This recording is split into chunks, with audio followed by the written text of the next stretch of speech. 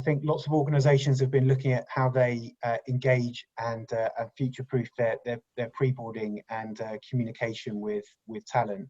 And the current situation has really only magnified and accelerated that. So we really do hope that this session gives you some great takeaways and some insight into this world, and more specifically how we're supporting businesses to help bring this to life.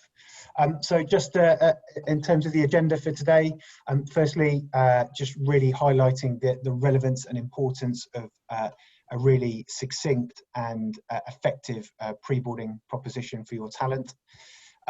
Looking at some of the key challenges associated with pre-boarding in today's world, and how you can overcome them, and ultimately what overcoming some of these challenges mean from a brand and from an individual candidate experience perspective. And we're going to look at some technology that we're using at My Kind of Future to really cement this in your thinking. And we're also going to hear, fortunately, from Aaron, who is a student who's been through a pre-boarding experience. I think it's always incredibly valuable to be able to hear from individuals who've actually been through that journey themselves. So I'll just quickly ask the team who are co-hosting this webinar with me to do a quick introduction, starting with you, Tal.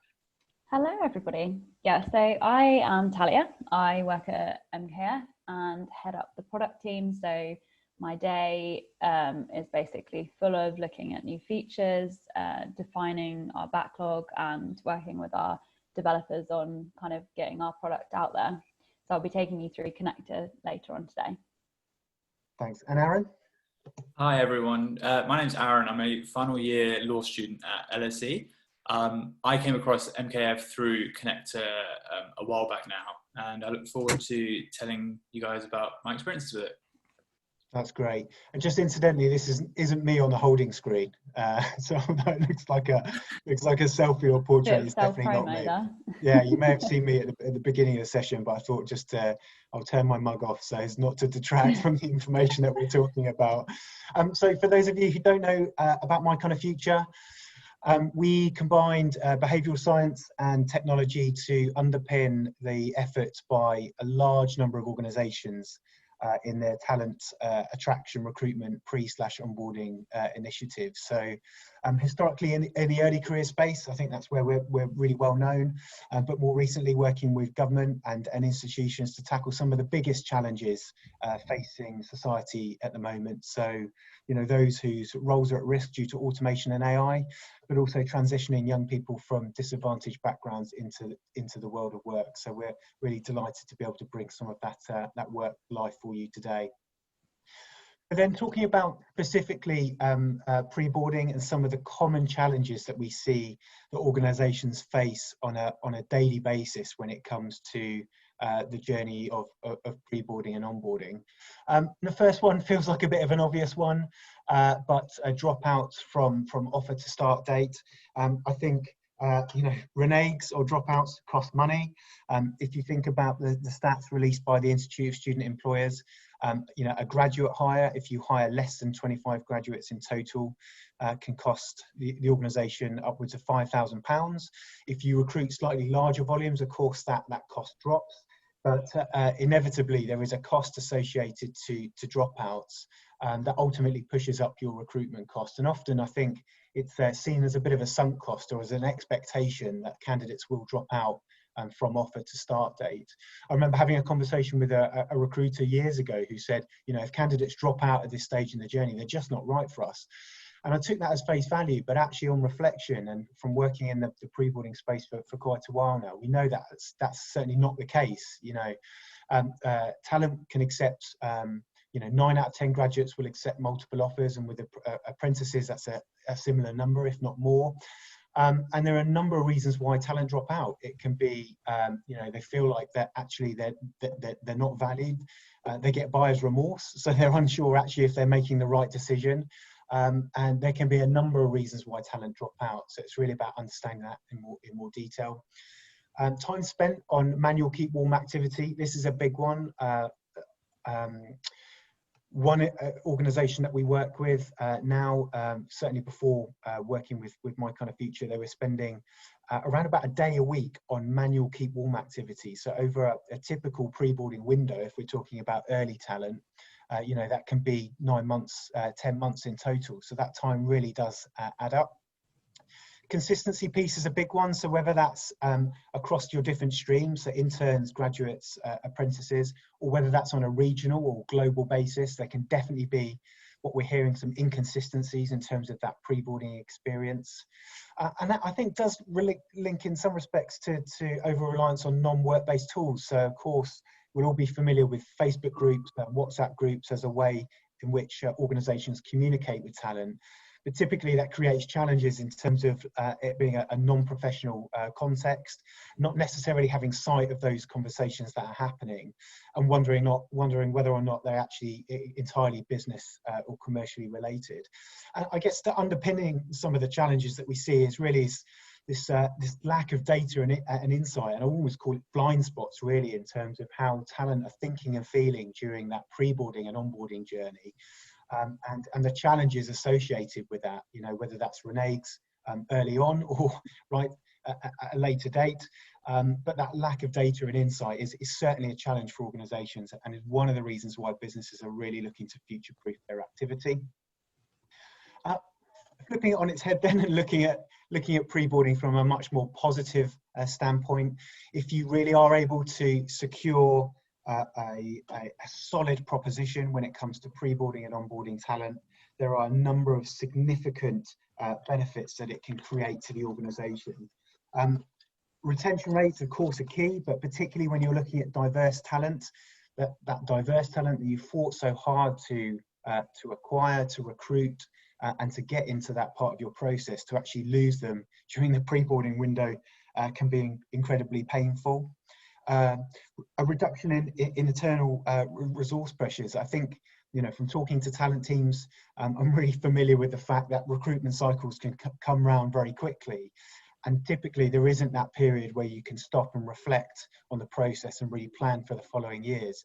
And a lot of that time is actually because there's so much time and effort spent on the ground communicating with talent, firefighting, and trying to get a handle on that process. So being a bit more strategic about it, and perhaps using technology to free up some time and resources, can have a hugely positive impact on that. Improved speed to value and candidate experience can be difficult to measure. I'm going to give you some examples later on as to how you can go about doing that effectively. Candidate experience, of course, is critical now more than ever, particularly if you're looking at Generation Z, because we know that they are early adopters of technology. They are consumers. They want to engage with you in the same way that they engage with their favourite brands. They want instant feedback. They want to build relationships with you as the employer. And if they don't, there's danger that they may and will move on. And then there's lots of great evidence to show that a really strong recruitment and pre/onboarding journey can really set talent up for success and impact on retention rates once in role. So from our perspective, there are key 3 components, and I can't stress this enough when it comes to a successful pre/onboarding journey. One is to capitalise on excitement. So irrespective of whether we're talking about early careers, whether we're talking about experienced hires, or perhaps returners, so other diverse groups of talent coming into the organisation, it's absolutely critical to capitalise on that initial excitement and to reinforce that they are making the right decision with the right destination employer. I mentioned buyer's remorse. I think we've all been there when we've done an expensive purchase, which is potentially going to impact on our future over the next 3 to 5 years. Having a really compelling way of engaging with talent and capitalising on that excitement is one way to really significantly reduce or avoid buyer's remorse. And buyer's remorse, of course, causes you to second guess your actions and think about whether or not you're making the right decision and whether or not actually there may be better options on the table. Phase 2 is certainly about retaining talent during that pre-boarding window. It used to be the case that historically businesses, once they've made an offer to their talent, actually there was no expectation to engage with their new incoming talent until the point at which they join the organisation. And that was seen as the done thing and the principle set. But actually, we know now that talent really want to digest information, they want to communicate, they want to build skills and confidence, and they want to make a great impression when they land in roles. So you almost can't over communicate during this phase of pre-boarding and onboarding, which of course is between offer and start date. So over communicating is almost not an option. The more that you can do to help build skills and confidence during that window is obviously very important and will prove incredibly favourable for you. And then phase 3 is onboarding and retaining talent. So here we're talking about speed to value, talking about getting them embedded within your culture and customs as quickly as possible, and really setting your talent up for success. So those are the key 3 elements that you should be focusing on as part of your pre-boarding initiatives. And again, when we get to the Q&A section, I'll shine a bit more light on how you can measure those and then look to improve them as part of your own proposition.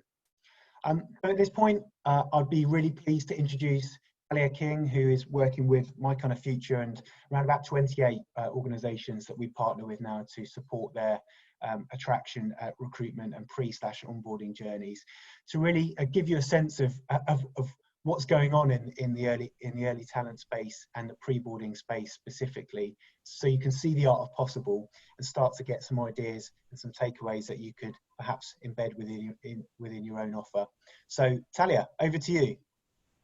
Thanks for that intro, Ad. I am now going to share my screen. Hopefully this will work.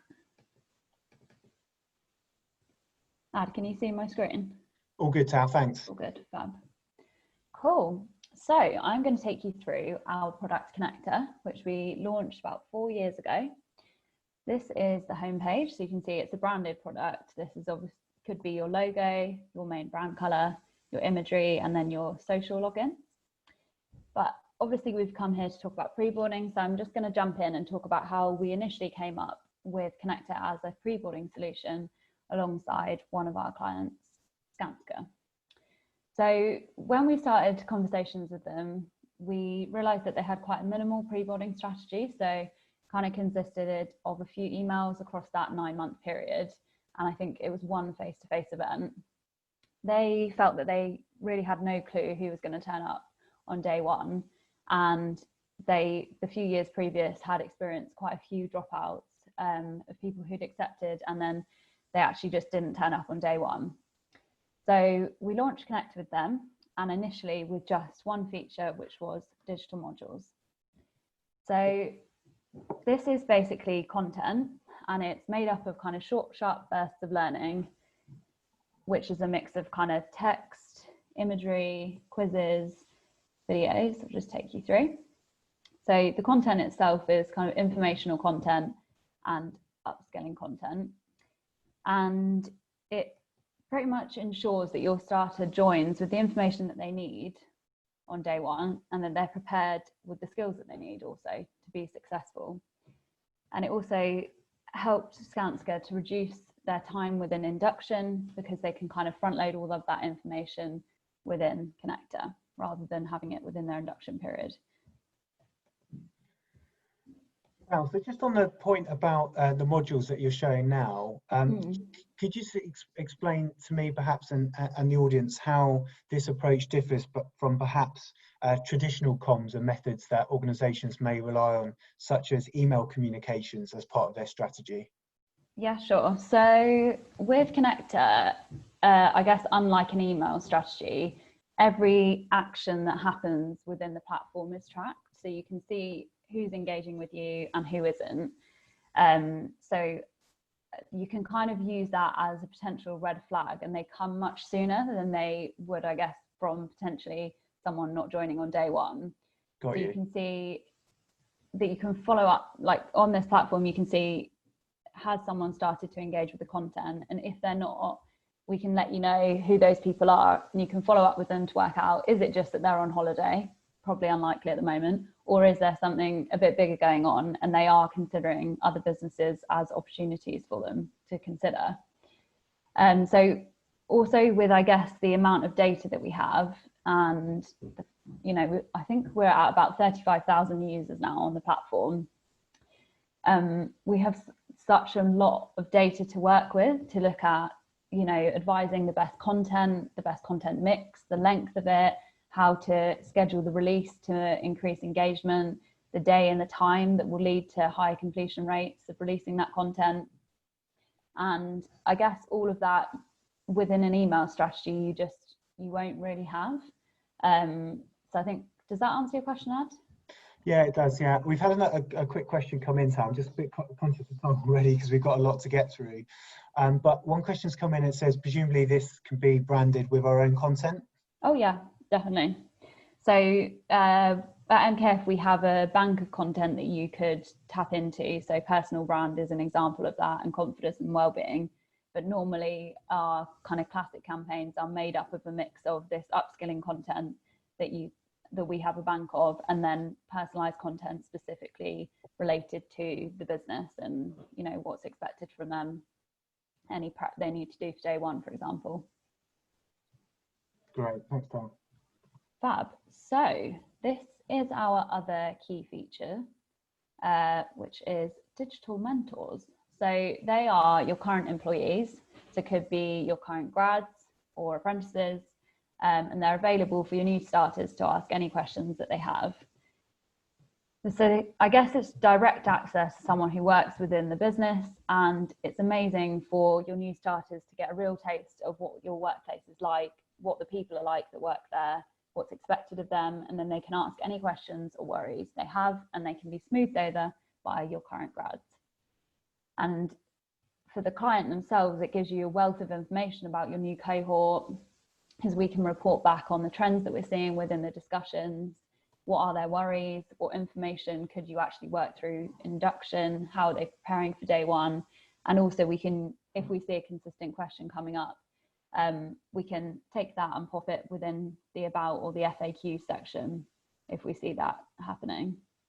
Cool. Tal, I'm just wondering, I think, you know, real life examples are always helpful to bring to life what's happening. So from your experience and from a product development experience, who's using mentors really effectively, and why is that the case? Yeah, so one of our clients who I'd say probably has used this feature the best is Carla. So they looked at how they could ensure that their mentor mix was more representative of the split that they were looking for within gender and ethnicity, rather than what they currently had. So they made sure that pretty much their gender split was 50-50, and their ethnicity split was, I actually can't remember the exact split that it was, but they made sure that kind of every side of ethnicity was represented. And then once you kind of start to look at trends that are happening and the conversations that are happening, you can start to track what are their successful connections. And once you actually know who joins on day one, you can also go back and look at, is there any difference between the people who actually did join and the people who declined the offer last minute? And you can see that those who did join were more likely to interact with a mentor, and they have continual discussions over the months, and they also have an average, like the length of their messages were on average higher. So you can then kind of use this going forward to encourage that behavior within your target audience. So we've worked with them for a few years now. So I guess the more you kind of continue to work with the product and look at the data there, you can then feed it back into your next year's campaign to use it going forward. Did that answer your question, Ad? Yeah. Yeah, comprehensively. Thanks, Tal. So with our Connect campaigns, we can get live within 2 weeks of sign off, and the process is fairly simple.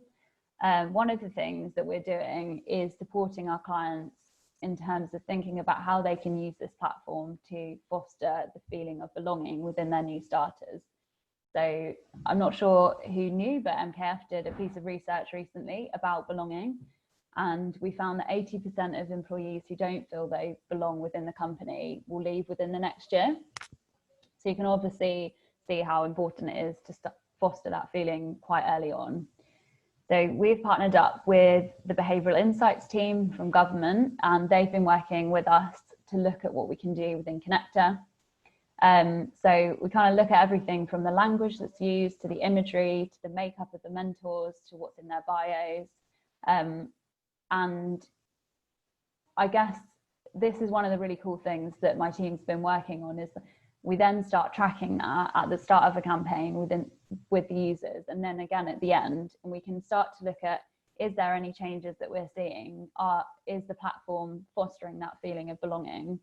And then also, are there any specific trends within certain groups that actually we can then start to think, if you have a focus this next year on making sure that your gender split is 50-50, what can we do within the platform to foster that, to ensure that those that might potentially not feel they belong can start to feel that? That's been a very cool piece of work we've been doing. So I wanted to show you an example of our dashboard.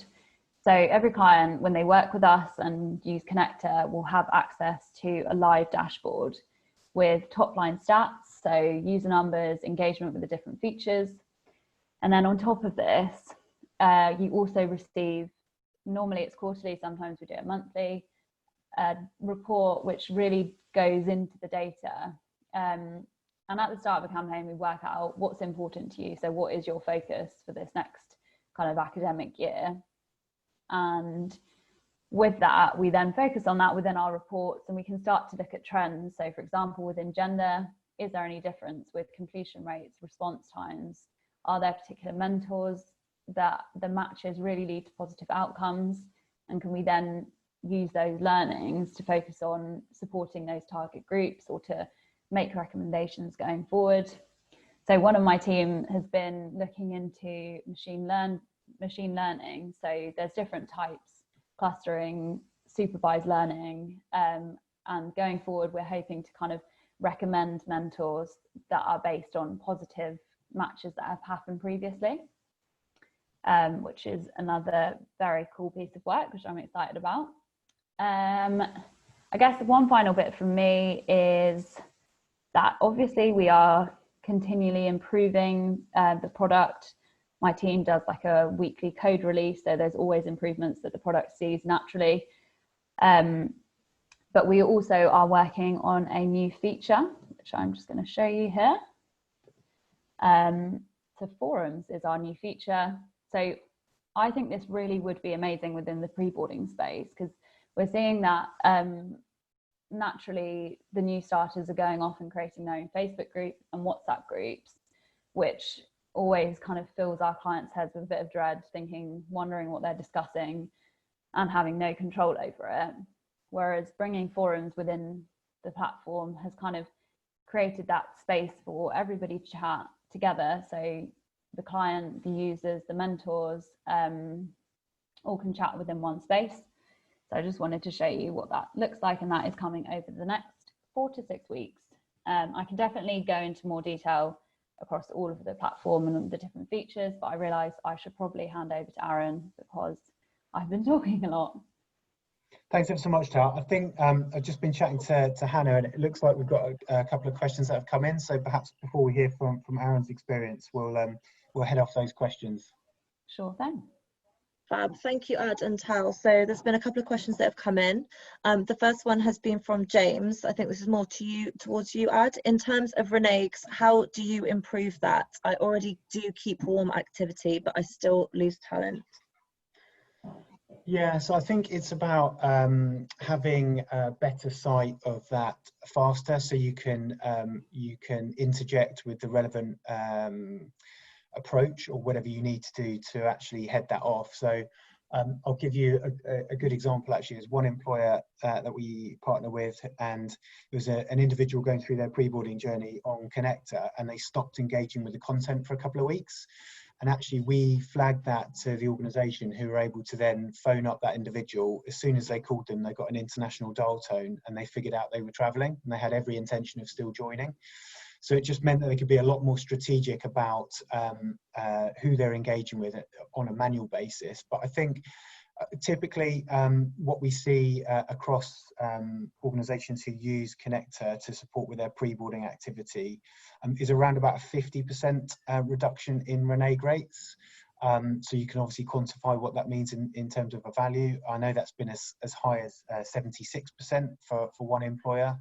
And I think it is really just a combination of access to modules and mentors to be able to reinforce that learning journey, to communicate with the business and build that sense of belonging, which is preventing talent or reducing talent from dropping out of the journey at that critical part, really. But great question. Thank you. Thanks, Ad. And then one for you, I think more so, Tal. D&I is very important to us. We are trying to address our current gender pay gap by being more transparent with salary thresholds. How could modules help us attract more females to roles that may be typically more male dominated? Oh, so this has, I guess, happened with quite a few of our clients because we work within the construction industry.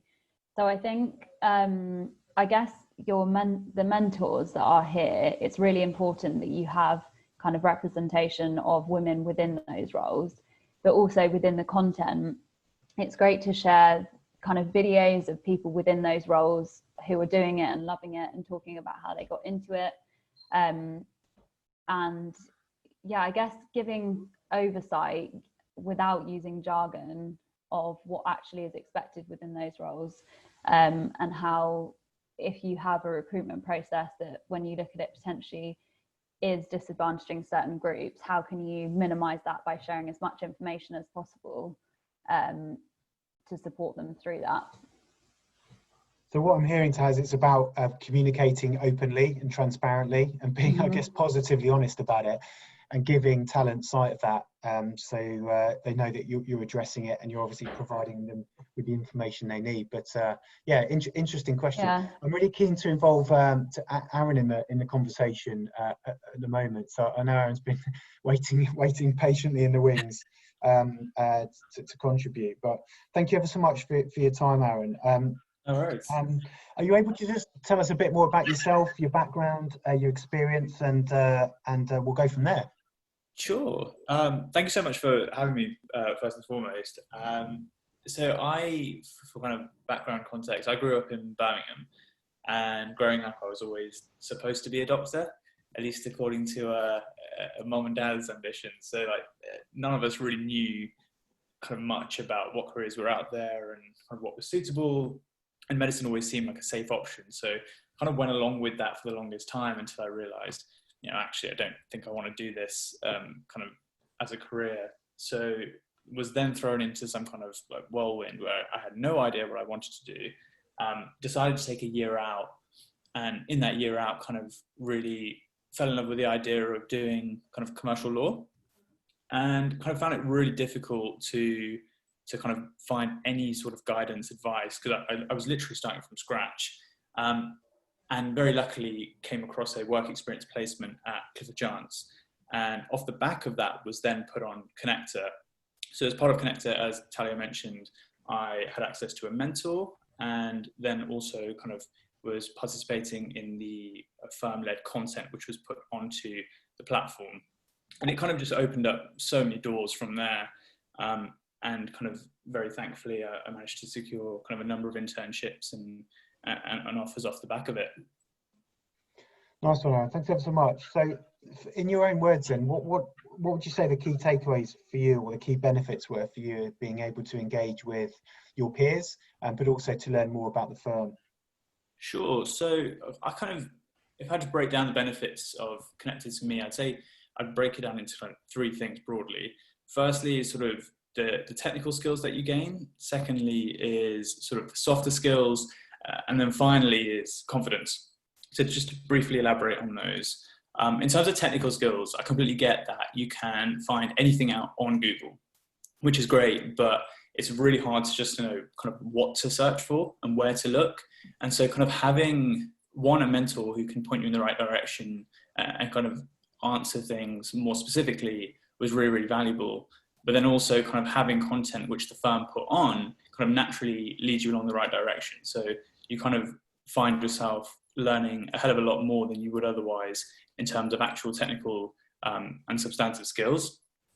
The soft skills side, I think, is actually criminally kind of underestimated in terms of how much it's valuable to students. So I was browsing LinkedIn about a week or two ago and came across a post where someone actually had received an interview for a law firm, and the first thing that she did was buy a briefcase, because in her mind, every lawyer had a briefcase. And, you know, it was kind of one of those funny things to look back on, but actually it's really true that when you're a student with kind of not that much knowledge of what a career entails, you don't know any of those kind of soft skills, and they might seem like really silly questions, but actually it was so valuable having someone who can kind of answer those questions in more of a safer space almost. And that all culminated to the final point, which I think is just confidence. It's really, it can be sort of so demoralizing to look at kind of all these different careers and all these application processes and just feel like, how am I supposed to do this? Where do I fit in? Because it is such a huge transition. So just having kind of that snowball effect of, I did some work experience and I'm in this bubble and I think it's great, but then actually building on that so that when it comes to applying, you know, you feel you can speak very naturally about that firm, and you feel so much more confident, not only in yourself, but in kind of your ability to fit into that place. So I think the benefits from kind of me span those three main things. That's interesting, isn't it? Because I think we hear stories of actually talent, particularly during the pre-boarding window, they actually don't want to ask questions of the recruiter of the business because they feel like it might tarnish their reputation. Yeah, so 100%. You know, they say there's no such question as a stupid question, but actually there's lots that will be going through your mind during that period, and you want to know, you want to really give yourself the best chance of making a good impression. We've had a really good question come in from the panel, from the audience, sorry. And the question is, in your opinion, what can businesses do more to support talent during the pre-boarding phase effectively? So what do you think are maybe the one or two things that employers can do to really support their talent? I think for me, and kind of having been in that kind of student bubble, I think it's very much just maintaining any sort of interaction on a regular basis. And, you know, I mean, it's particularly relevant now as well, kind of given the situation, but, you know, I'm from Birmingham and a number of students are kind of not from London. So it's not like we're expecting kind of events at a kind of office every month or so, but just something where we're engaging and learning more about the firm. Because I think now, so more than ever, students have such an appetite to learn, and it's more than just kind of getting a job. It's more of a career sort of thing. And we kind of want to be more immersed into it. So the idea of getting an offer and then not hearing from a place for 2 years is just not kind of appealing at all. Especially when you do like a work experience placement, you really kind of get into this bubble. You're super excited about the thing and the prospect of it. And you don't want to kind of come out of that and go back to normal life and kind of let that bubble pop almost. So just kind of building on that in any way that you can, I think is really valuable. That's a great answer, and thanks ever so much. There was a question actually that came up via email before the session that I wanted to cover off in a bit more detail. And just while I do this, actually, if you've got any questions for Aaron or for Talia or myself, then feel free to pop them into the comments box, and then Hannah can pick up on any further questions that come in, and we'll obviously try and answer them in the last couple of minutes, or if not, pick up with you individually. So the question that came in via email was, I want to do more in the pre-boarding space, but how do I build the business case internally? And that got me reflecting actually on how organizations can do this really effectively, because improving the candidate experience is obviously, everybody wants to improve the candidate experience. And actually, if you look at surveys, a fairly recent survey of large employers who recruit large volumes of early talent, 70% of them would rate their pre-boarding and onboarding experience as good, but actually only 30% of young people would confer with that. And so there's quite a big gap between perhaps expectations of what good looks like and what early talent really need when they come into the organization. So candidate experience is obviously really important, but I guess my point is that alone isn't necessarily enough to help the talent teams or recruitment teams to build a business case internally to then be able to deploy some technology or to enhance that pre-boarding and onboarding journey for businesses. So I just wanted to cover a couple of ways in which you can build the business case. Firstly, I think it's coming back to this point about reneges. So of course you should have a sense of what your current renege rate is. So the Institute of Student Employers states that it's anywhere between 7 and 12 or 13% typically, and of course that will vary via industry and also pathway into the business, but it's really good to have a sense of what that is within the organization, and then to start to think about, well, actually, if you can reduce that renege rate, what does that mean in terms of cost savings? And of course I mentioned perhaps some of the recruitment costs earlier within the early career space per candidate earlier. So you can quite quickly start to quantify that actually if you can reduce your renege rate by 25%, 50%, which is more than achievable, actually what that would create in terms of a business or a pocket that you could invest in your pre-boarding window. The second piece I think is around speed to value. Of course, this can be a difficult one to measure, but one of the ways that you can measure it, and perhaps is a bit of a forgotten art, is actually looking at the induction and onboarding time. So we know that for most employers it can be between 5 and 10 days to onboard new talent, but actually a really effective pre-boarding experience and journey for talent means that you're able to reduce that induction period quite significantly by front loading a lot of information and content and advice and guidance that can actually be absorbed in a digital capacity by talent prior to day one. So it's more than realistic and achievable to actually look at your current induction period and think about being able to reduce it by half a day, or even more. I mean, certainly there's one employer that we work with who historically had a 1 week induction period, and were able to reduce that to a 2-day early talent conference to really set the expectation and completely change the way that they induct talent into the business. So if you think about the cost per individual based on the typical salary and what that equates to at a day rate, of course, if you're able to reduce that by a day per person, that's potentially 20, 30, 150 days saved if it's 1 day per individual. And you can also work out what the cost saving is for that by being able to reduce the induction and onboarding time.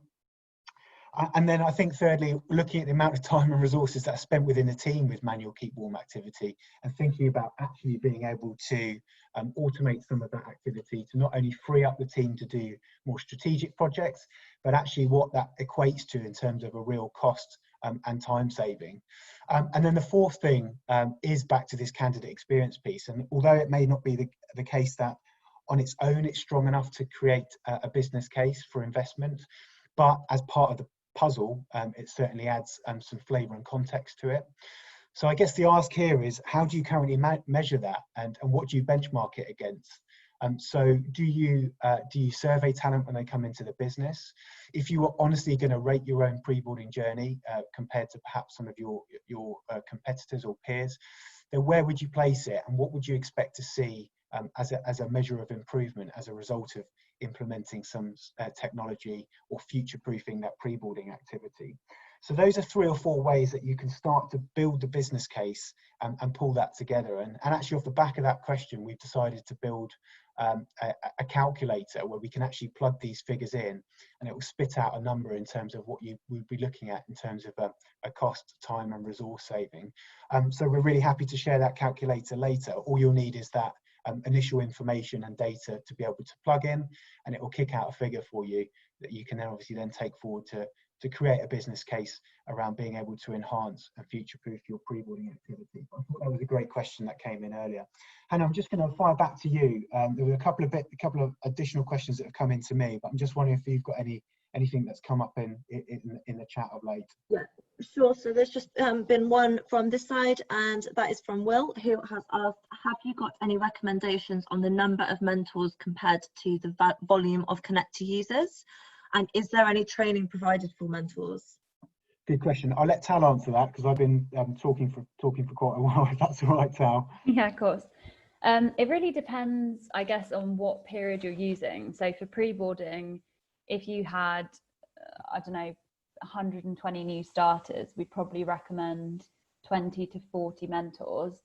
And then from a training perspective, yes, They receive training on the platform. So pretty much it's a very simple process for you. You just send email addresses of the mentors. We upload them. They create their profile on the platform, but they also then do training on the platform in terms of what's expected of them, any safeguarding, practice questions, and they have to complete all of that and their profile, and we check that all before they actually go live. Fab, that's great. Cool. Are there any more questions, Hannah, or is that everything? Nothing from my side, unless you have a couple coming directly to you guys. Yeah, we've just had a final, we've got a couple of minutes left, so we've just got a final one, and that is from Raj, and he has asked, pre-boarding is really important to us. Are there any final bits of advice or guidance that you could give us on the topic that we could then take away or take back to the business to talk about internally? So I guess that's a bit of a summary piece, really. So I guess I'll take that one and just and summarize the session in the last couple of minutes. So I think we understand now why organizations are really looking at that at the pre-boarding journey for talent coming into the business, and why the current situation has only really enhanced and accelerated that thinking. I think we've heard how you can benchmark and evidence some of your pre-boarding activity by looking at current renege rates and time spent on manual keep warm activity, as well as your induction period. The importance of engaging with Gen Z talent in a way that they are accustomed to. Talia gave us a bit of insight, I think, from a digital perspective. And so obviously, Raj, if you want to pick up with Talia, I can make that introduction for you. And then perhaps most importantly, we heard from Aaron, who's been through a pre-boarding experience and journey. And I think it's great to get his take on it and how it's really empowered and supported him during that important period of time and ultimately set him up for success. And I know, Aaron, you're doing incredibly well now. Yeah, all power to you. But just to close out then, thanks ever so much for joining us. If you want any of the stats or information that we've shared as part of this session, then do let us know.